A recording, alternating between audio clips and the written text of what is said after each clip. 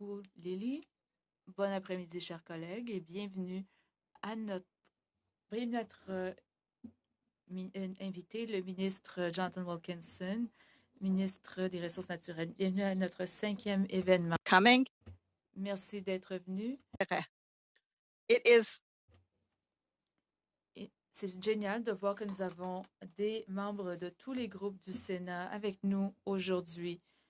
C'est ce que les sénateurs pour l'action climatique tentent de faire. Nous avons différents points de vue et nous pouvons agir afin qu'on agisse pour le climat au Canada. Je vous parle depuis Antigonish en Nouvelle-Écosse. Il s'agit d'un territoire non cédé des Mi'kmaq. Nous avons quelques détails d'ordre administratif. Le discours sera enregistré, mais pas les questions et réponses. Nous voulons que vous soyez à l'aise de fournir vos questions et commentaires. Pouvez-vous indiquer que vous avez besoin de votre casque d'écoute si vous voulez poser une question. Utilisez la fonction lever la main si vous avez un casque d'écoute et sinon, indiquez votre question dans le clavardage. Nous ferons notre mieux pour vous accommoder. Les sénateurs pour les solutions pour le climat sont heureux de voir une séance avec le ministre des Ressources naturelles, Jonathan Wilkinson. Élu en 2015 pour North Vancouver, il a auparavant été ministre de l'Environnement et des Changements climatiques et des Pêches et de la garde côtière. Il est né il a été élevé en Saskatchewan. Il est un Rhodes Scholar. Il a travaillé avec plusieurs entreprises de technologie verte. Le ministre Wilkinson est bien positionné pour nous donner une mise à jour sur le récent budget, le plan de réduction des émissions de 2030, les répercussions de ce plan pour les ressources naturelles du Canada. Il pourra aussi nous parler du projet Baie du Nord qui vient d'être approuvé et d'un autre sujet important, soit la sécurité énergétique en Europe. Je suis certaine qu'il voudra nous parler de d'autres éléments. Voilà ce que les gens veulent savoir. Merci, Monsieur le ministre, d'être avec nous aujourd'hui. Nous avons hâte d'entendre ce que vous avez à dire. À vous la parole. Merci beaucoup. Je suis heureux que vous ayez mentionné la Saskatchewan. Le sénateur Cotter et moi avons travaillé ensemble en Saskatchewan pour le gouvernement lorsqu'il était sous-ministre de la Justice et je travaillais pour le premier ministre Romano pendant plusieurs années. Alors, je suis heureux de voir le sénateur Cotter. Quelques notes, mais je crois que c'est beaucoup mieux si je parle seulement et nous pouvons avoir une conversation. I'm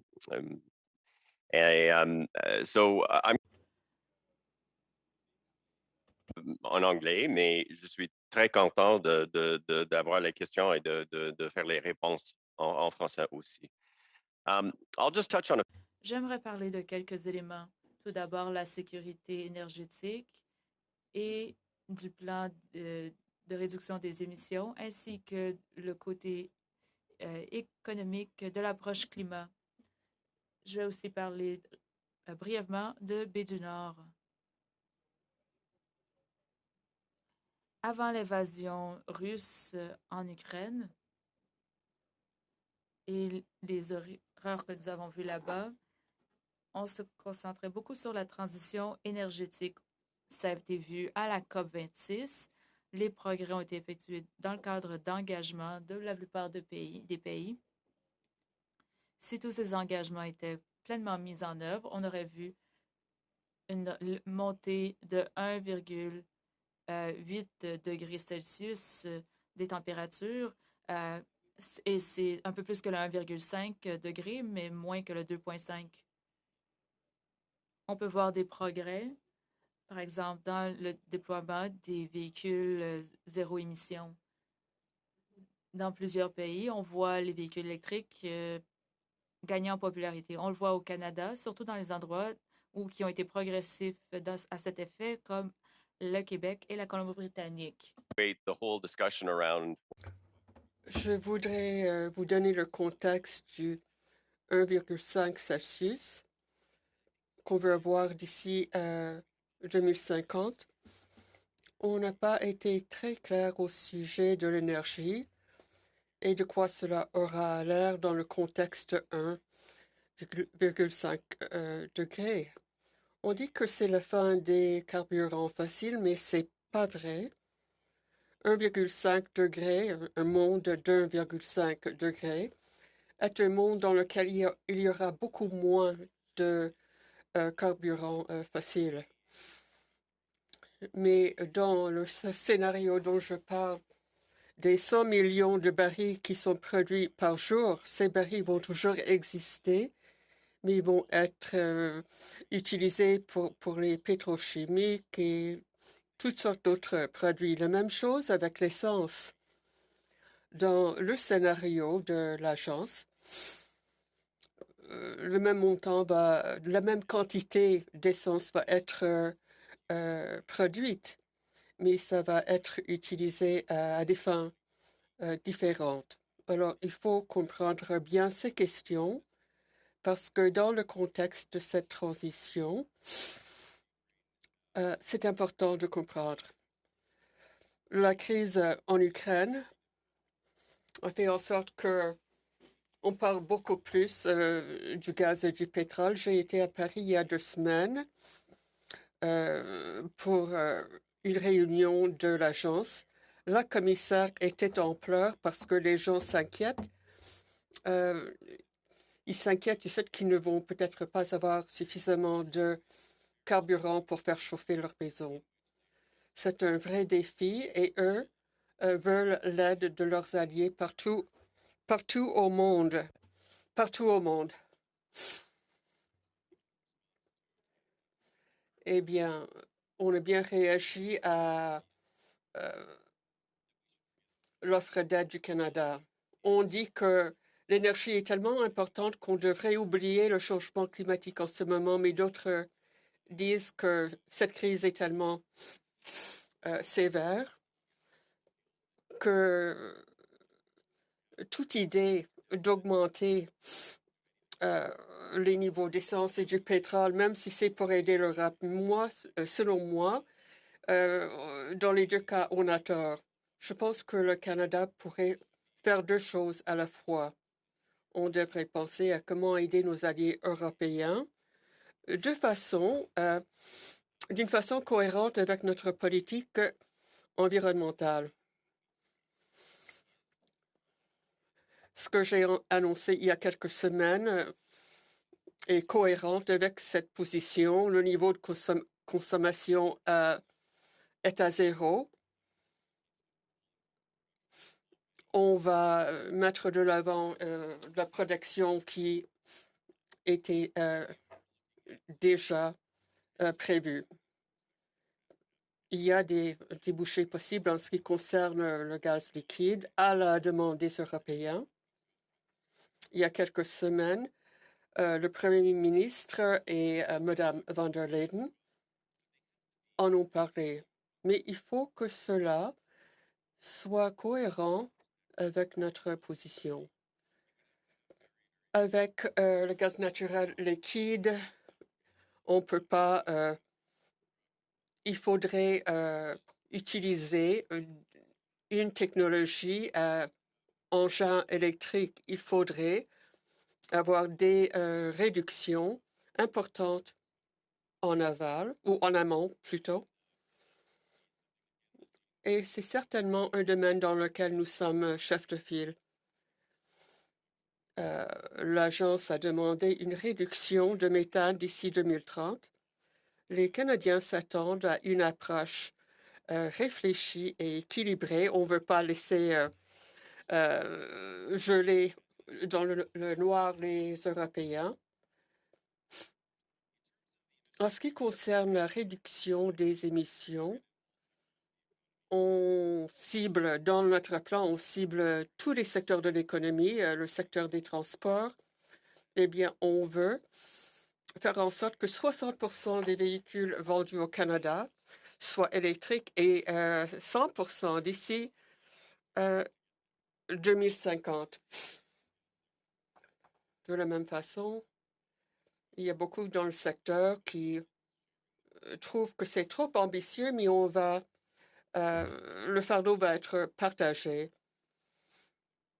30%, ça fait 8 ans et cela va nous donner plus de 40% de réduction. Il va falloir collaborer et se servir de tous les instruments à notre disposition.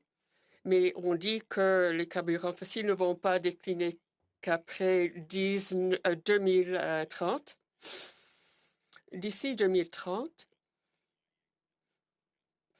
il n'y a pas de prévision où il va y avoir un déclin important. Comment, au pays, créer une économie prospère qui crée des emplois dans un avenir qui va être différent du Canada d'aujourd'hui? Je pense qu'on est bien placé pour tirer profit de ces changements pour toutes sortes de raisons. On va lancer dans un mois à peu près ce qu'on appelle des tables régionales d'énergie et on va étudier cela province par province. On va travailler avec les provinces et les secteurs. Il y a 3 à 4 grandes possibilités dans chaque province. On va parler avec les groupes autochtones. Les choses vont être différentes en Alberta et en Saskatchewan. En Alberta, c'est les biocarburants. Ailleurs, ça va être l'électricité, ça va être les batteries et toute une gamme d'autres choses. Tout va dépendre de la région et on veut s'assurer qu'il y ait suffisamment d'électricité à l'avenir pour soutenir tout ça. Il y a eu certaines choses dans le budget du financement, 4 milliards de dollars pour les minéraux critiques, 15 milliards de dollars pour encourager l'investissement du secteur privé. On parle des édifices, des bâtiments. Et finalement, quant au projet Baie du Nord, il s'agit d'un projet qui est entré dans le processus réglementaire il n'y a pas tellement longtemps. Le gouvernement précédent a ajouté les principes qu'a adopté ce gouvernement pour avoir la loi sur l'évaluation. Il faut que ces projets, pour durer, doivent être à zéro net d'ici 2030. Des évaluations sont faites, sont transmises au ministre. Il faut que ces choses ne causent pas, n'ont pas d'effet néfaste pour l'environnement. Il serait très inhabituel pour le ministre de l'Environnement va à l'encontre de l'agence. Et si, après 4 ans d'avoir suivi ce processus, le ministre de l'Environnement prenait une position qui n'était pas fondée sur le processus, cela donnerait lieu à beaucoup d'incertitudes quant aux investissements dans ce pays, y compris par rapport aux minéraux critiques. Et quant à ce projet, ce dont on n'a pas parlé, les objectifs, c'est 0,2 d'une mégatonne.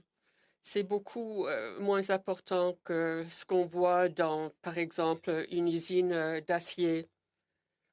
C'est le projet qui va créer les moins d'émissions au Canada et c'est censé être à zéro net d'ici 2030. Et on veut qu'on soit à zéro net complètement d'ici 2050.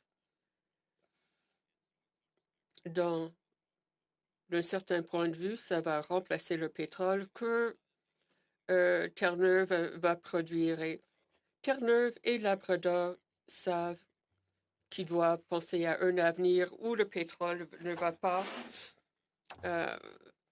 jouer un rôle essentiel dans leur économie. Ils veulent faire en sorte que les éoliennes et d'autres énergies, il va falloir qu'à Terre-Neuve, Labrador, ils vont se tourner vers d'autres formes d'énergie. Sur ce, je vais conclure et je me ferai un plaisir de répondre à vos questions. Merci beaucoup.